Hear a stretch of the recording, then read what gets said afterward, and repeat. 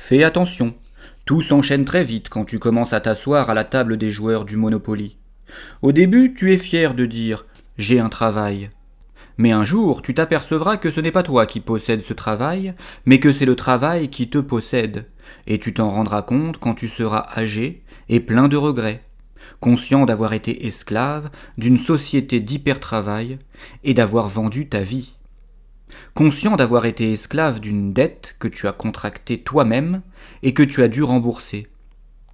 J'ai pris un crédit, dis-tu tout heureux en sortant de la banque qui a accepté de te financer. Mais non, mon ami, c'est le crédit qui t'a pris, et il te fouette tous les jours. Sache-le. Sache aussi autre chose.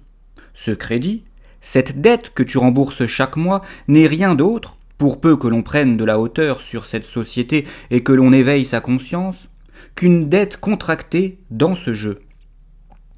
La plus importante de tes dettes, c'est celle que tu as envers l'univers qui t'a fait apparaître. Tu as une dette envers lui. Tu dois l'aider à prendre conscience de lui-même, c'est-à-dire à prendre conscience que toi, fruit et partie intégrante de cet univers, tu es un sujet pensant, un sujet conscient. La dette que tu as envers ta banque est insignifiante comparée à celle que tu as envers l'univers.